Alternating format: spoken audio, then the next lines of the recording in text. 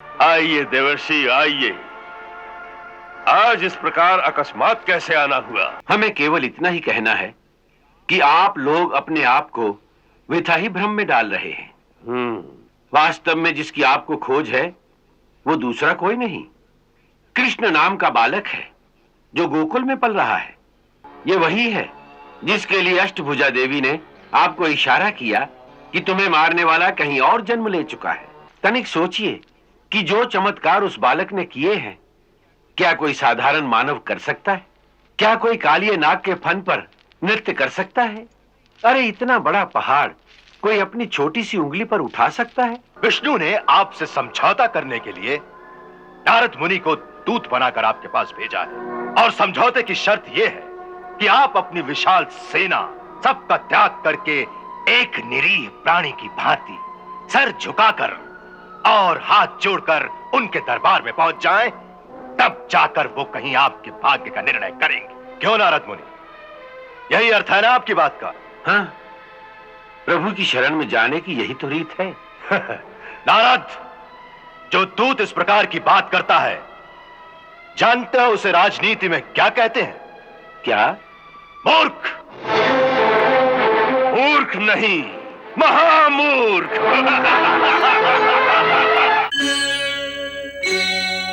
क्या कहा? इतने बड़े पर्वत को उसने अपनी उंगली पर उठा लिया? जी महाराज। नहीं, ये झूठ है, ये कभी सत्य नहीं हो सकता। क्या हमारे किसी गुप्तचर ने यह कांड अपनी आंखों से देखा है? नहीं महाराज, उस दिन हमारा कोई भी गुप्तचर वहां पर नहीं था। क्यों नहीं था? महाराज, उस दिन आंधी और तूफान का बड़ा जोर था, यमुना में बाढ़ आई हुई थी, हमारा कोई भी गुप्तचर नदी पार नहीं कर सका। फिर यह सूचना कैसे मिली? महाराज, दूसरे दिन जब हमारे गुप्तचर वहां पहुंचे तो गोकुल और वृंदावन में सब और इसी बात की चर्चा थी। क्या उन लोगों ने यह दृश्य देखा था? हाँ महाराज, बल्कि वर्षा और तूफान से बचने के लिए सब लोग उसी पर्वत के नीचे जा छुपे थे। गरुड़, हमने कई बार देवताओं को हराया है, विजय करते हुए स्वर्ग से लेकर पाताल तक घूमे हैं, किंतु आज तक ऐसा कोई मनुष्य नहीं देखा जो इस प्रकार पहाड़ को अपनी उंगली पर उठा ले। केवल कथाओं में सुना है कि त्रेता में कोई एक हनुमान था जो पहाड़ को अपने हाथ पर उठा लाया था, परंतु वो भी मनुष्य नहीं, एक वानर था। इसलिए वो कथा भी एक कल्पना ही लगती है। महाराज, वो कथा भी कल्पना थी, और ये कथा जो हमारे नायक सुना रहे हैं, ये भी सत्य नहीं, केवल एक अफवाह मात्र है। तो क्या गांव वाले झूठ बोलते हैं? हो सकता है। क्यों? इसका उत्तर सीधा है महाराज, ये देवताओं का एक षड्यंत्र हो सकता है कि कृष्ण नाम के इस बालक के बारे में ऐसी अफवाहें फैलाकर वो आपको अपने लक्ष्य पथ भ्रष्ट करना चाहते हैं। अर्थात? अर्थ स्पष्ट है महाराज। आकाशवाणी के अनुसार यदि विष्णु ने जन्म लिया है तो जब तक उचित समय नहीं आएगा तब तक उसे आपसे बचाने के लिए उसे आपकी दृष्टि से दूर कहीं छुपा कर रखने की पूरी कोशिश की जाएगी। नीति तो यही कहती है। तो इसका अर्थ यह है कि कृष्ण के बारे में ये जो अफवाहें फैलाई जा रही हैं वो केवल इसीलिए कि आपका सारा ध्यान कृष्ण की ओर केंद्रित हो जाए और असली विष्णु कहां पल रहा है आप उसकी तलाश ना करें। तनिक सोचिए, जब से बांसुर के कहने पर आपने कृष्ण के पीछे अपने असुरों को भेजना बंद कर दिया है, तब से तो उन्हें प्रसन्न होकर इस कृष्ण को कहीं छुपा कर रखना चाहिए था। फिर ये कालियानाग की कहानी और अब ये गोवर्धन पर्वत उठाने का नाटक करने की क्या आवश्यकता थी? इन बातों से तो ऐसा लगता है कि जब से आप चुप बैठ गए हैं तब भी ये बालक ऐसी लीलाएं करके जैसे बार बार आपको चुनौती दे रहा हो कि मुझे मत भूलो, मैं वही हूं जिसे तुम ढूंढ रहे हो, ताकि आप इसी के पीछे लगे रहे।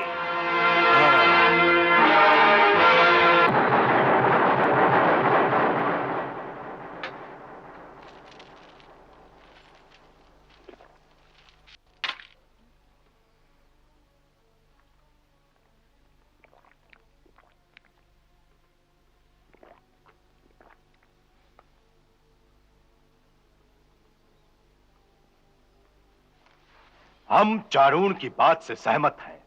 यह विष्णु की एक चाल है, वो आपको भ्रम में डाल रहा है मित्र। स्वयं तो कहीं और छुपा हुआ है और उसने आपके सामने इस मायावी बालक को कर दिया है, जिससे आपका ध्यान उधर ही भटकता रहे। हाँ, आप दोनों का तर्क तो बुद्धि स्वीकार करती है मित्र, परंतु प्रश्न यह है कि वो स्वयं कहां पल रहा है और उसे कैसे और कहां ढूंढा जाए।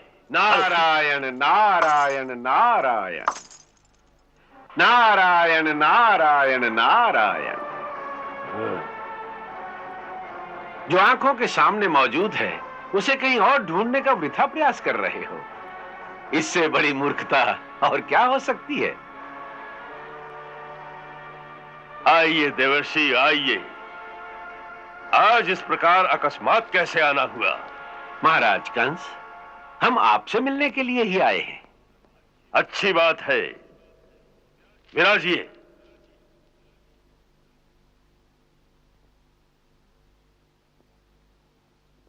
नहीं राजन, ये तो राज सिंहासन है, हम साधुओं के काम का नहीं।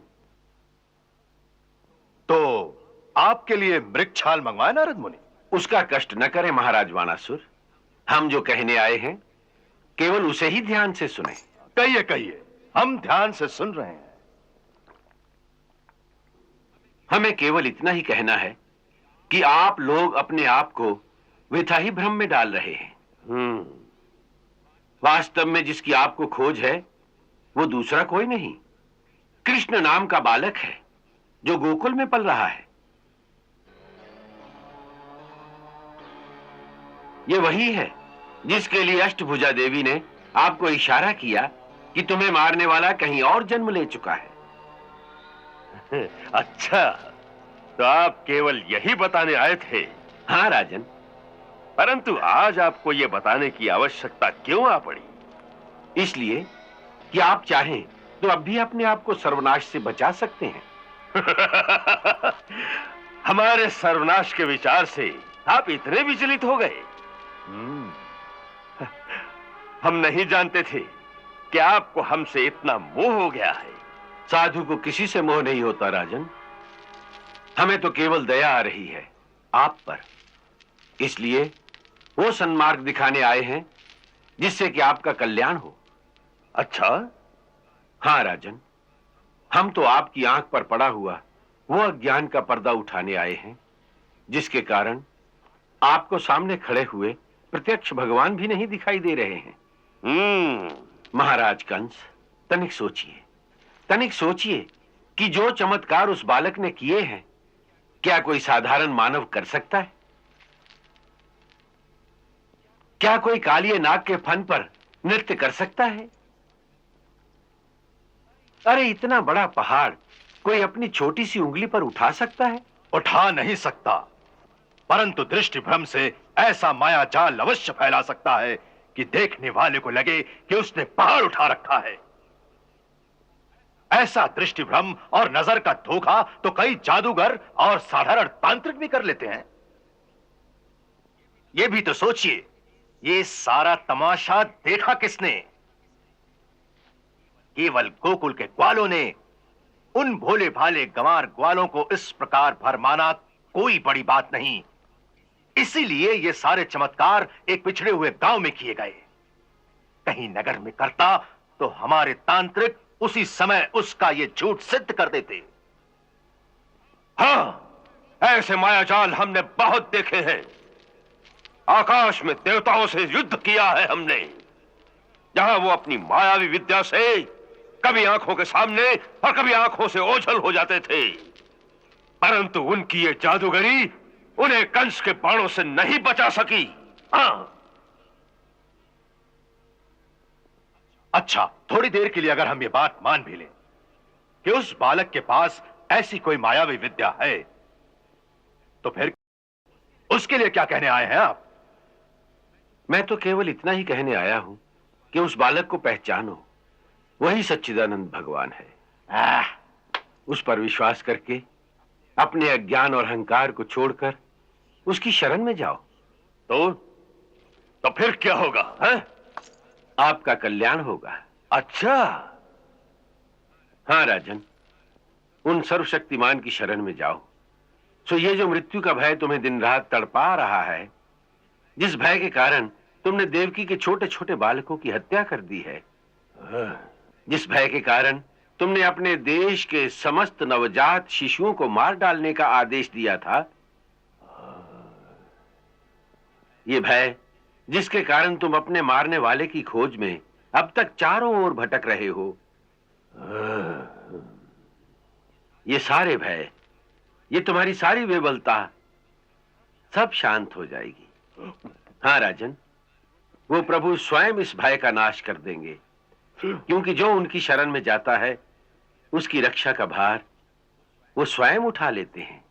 परंतु इस बात का क्या भरोसा कि महाराज कंस को देखकर उनके करुणा का सागर लहराने लगे। हो सकता है क्रोध का सागर उमड़ पड़े और महाराज कंस को अकेला और निहत्था देखकर वो उन पर आक्रमण कर दे। इस बात का आश्वासन कौन देगा नारद मुनि? इसका आश्वासन स्वयं उन्होंने ही मुझे दिया है।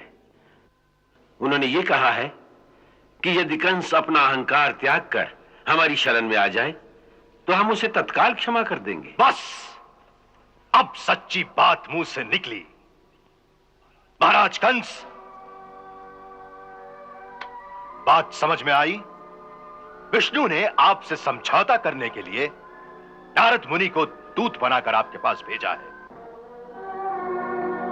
और समझौते की शर्त यह है कि आप अपनी विशाल सेना, अपनी सारी शक्ति, अपने सारे अस्त्र शस्त्र सबका त्याग करके एक निरीह प्राणी की भांति सर झुकाकर और हाथ जोड़कर उनके दरबार में पहुंच जाएं, तब जाकर वो कहीं आपके भाग्य का निर्णय करेंगे। हाँ, विष्णु की ये चाल तो हमारी समझ में आ गई महाराज बाणासुर, परंतु हम ये सोच रहे हैं कि ये चाल उसने इतने वर्षों के पश्चात आज ही क्यों चली, इससे पहले क्यों नहीं? इसका उत्तर स्पष्ट है महाराज। जो बात हम सोच रहे थे वही ठीक निकली। उसने बड़ी चालाकी से आज तक हमें इस भ्रम में रखा कि ये कृष्ण नाम का बालक ही हमारा असली शत्रु है। इसीलिए हमारा सारा ध्यान कृष्ण की ओर ही लगा रहा और असली शत्रु कहीं और छुपकर सुरक्षा से पलता रहा। परंतु अब जब हमें ये बुद्धि आ गई है कि हम असली शत्रु को ढूंढे, तो वह डर गया है। इतनी विशाल सेना जब सारे राज्य में घेरा डालेगी तो वो घेरे में आ जाएगा। बस इसी डर से उसने नारद जी को सुलह समझौते की बात करने के लिए यहां भेजा है, परंतु बहुत ही गलत आदमी को भेजा है। नारद एक सीधे साधे सच्चे व्यक्ति, उनको एक कुशल दूत की तरह बात को घुमा फिरा कर कहने की कला का ज्ञान नहीं है। इन्होंने तो समझौते जैसे शब्द का प्रयोग तक नहीं किया और सीधे आत्मसमर्पण की बात कह दी और अपनी शर्तों को भी खुलकर आपके सामने रख दिया है कि आप अपने अस्त्र शस्त्र का त्याग करके एक निरीह प्राणी की भांति हाथ जोड़कर सर झुकाकर उनके दरबार में पहुंच जाएं, तब जाकर ये आपके भाग्य का निर्णय करें। क्यों नारद मुनि, यही अर्थ है ना आपकी बात का?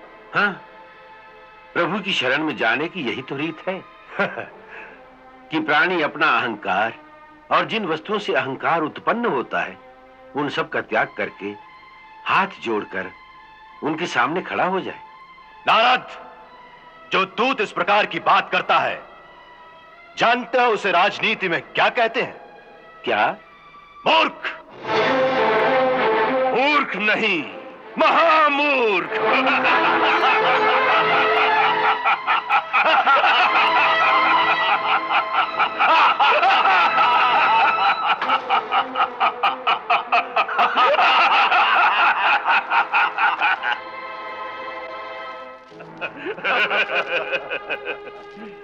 नारद जी, आप बहुत भोले हैं।